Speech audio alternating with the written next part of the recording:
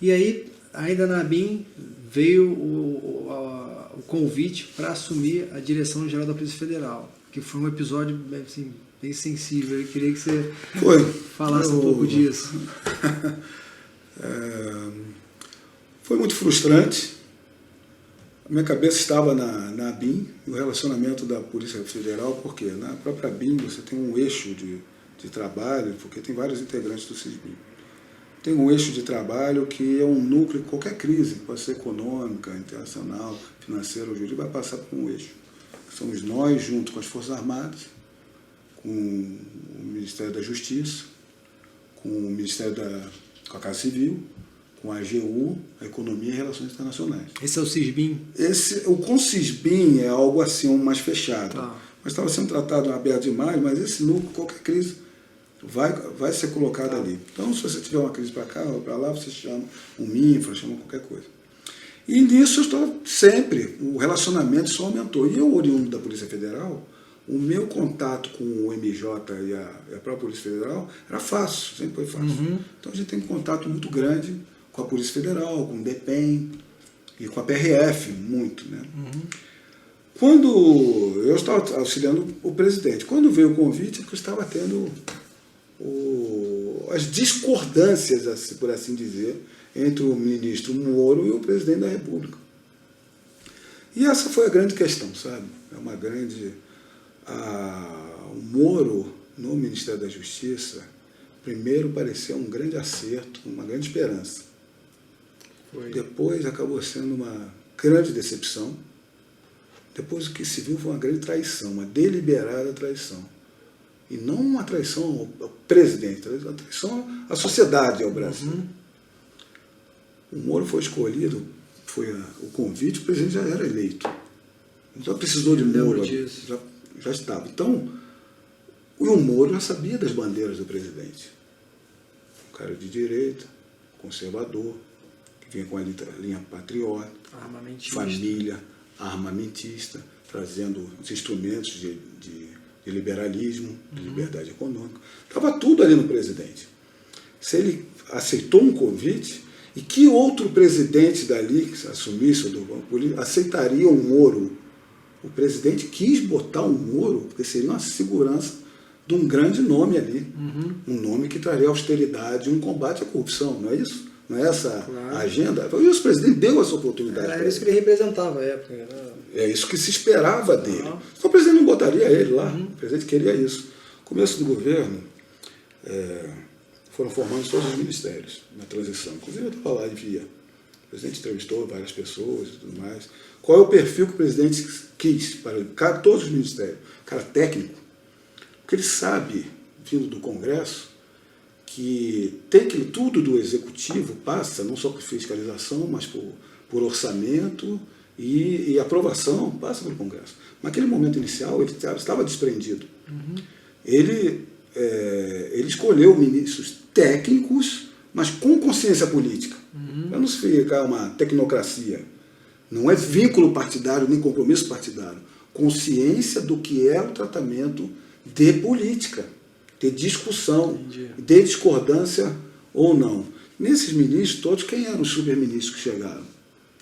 Paulo Guedes e Moro. Você vê o ministro Paulo Guedes. Discutem, como eles mesmos falam, é um casamento com o presidente, né? O presidente e ele. Os ônus e os bônus, né? Eles discutem, eles brigam, aliás, briga dentro do razoável, né? Não é? E vem um lado político do presidente, vem um lado econômico, vem um lado conservador e liberal, e eles se acertam. O próprio Paulo Guedes ele sempre coloca. Às vezes eu estou aqui no marco, o presidente está com o ouvido no asfalto, no chão, ele ouve de todos os lados e me traz coisas que eu não estava percebendo, e muda. Eles vão e acertam. Paulo Guedes, tudo que ele conseguiu, Previdência, Candir, desburocratização, liberdade econômica, tudo isso conversando com o parlamento. Ele vai lá, digladia com o parlamento, tal, mas ele enaltece os parlamentares que estão discutindo até contra ele, mas achando uma solução. Vai para cima mesmo, Paulo Guedes, quando vai lá, seu ouvido. Quando veio a questão dos precatórios, faltando 10 dias para o orçamento, uma sacanagem, né? Algo que anda se enrolando de anos e anos, vem para estourar 40 bilhões depois de uma pandemia. O Guedes coloca, isso aí é um meteoro que tacaram aqui. O que ele fez? Conversou nas duas casas, conversou no STF, conversou no TCU, até achar uma solução do que é razoável. Uhum. Ou seja, ele botou... Ele é uma pessoa que precisa, Paulo Guedes? Uma pessoa que tem a carteira, lá, o nome. Ele não quer um prêmio Nobel de economia. Ele quer chegar lá em Chicago, era o país do futuro, é o país do presente agora. Está funcionando, está ali guerreando, sabendo o jogo político, a arena política como é que é. Esse foi o primeiro grande erro do Moro. O presidente precisava de 2 leões grandes ali, um se mostrou leão, o outro se mostrou o quê? Um gatinho mimadinho que não pode ser contrariado. Na política... Teve muito de vaidade ali, né? Essa vaidade, não sei se não sabe ser contrariado, não sabe, mas... Uma decepção. Grande esperança se tornou uma grande decepção. Por quê? Em política, o que se fala, o ótimo é o inimigo do bom. Por quê? O que é o perfeito para você, você tem que apresentar para discutir com os outros. Representantes da sociedade, com ideias diferentes, com ideais diferentes, com representações de estados, de minorias e maiorias diferentes, que você tem que se satisfazer com o que vai mexer. E o cara, contrariado, começou a se revoltar com isso. E o presidente, questões comezinhas, com questão de radar, que o presidente falava sempre, ele não queria atribuir.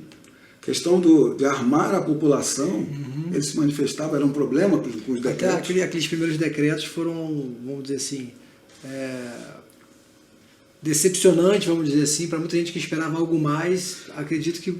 Se trabalha muito com os ministérios trazendo a parte técnica da parte jurídica, que vai ser de um decreto, uma medida provisória, e a SAGE, que é como se fosse uma AGU direta do presidente. Vinha uns engodos que era contra a vontade do presidente. Houve ainda a escolha de gente que tinha cunho socialista para comissões e conselhos. Quando você falou da pauta conservadora que o presidente defendia e foi eleito, né? Você não falou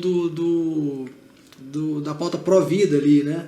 E aí eu pensei exatamente quando o Moro nomeou aquela militante lá para, enfim, uma comissão. Pró-aborto e tudo mais, né? Teve de desarmamentistas e pró-aborto. Isso aí fere que o presidente já tinha pregado antes em campanha, vai me dizer que não sabia.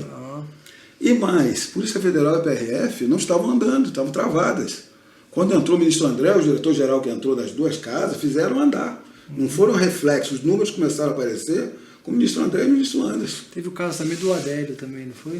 O caso do Adélio é uma questão de divergência também? É a questão da investigação que veio lá de trás da outra administração. Entendi. O caso do Adélio é mais peculiar de como investigar a oportunidade. Se a gente pode entrar em detalhes, quem sabe... No próximo. Porque tem muitos detalhes, aí entra dentro da investigação do que se tem publicizado, né? Porque tem muitas questões que estão reservadas, a gente não sabe.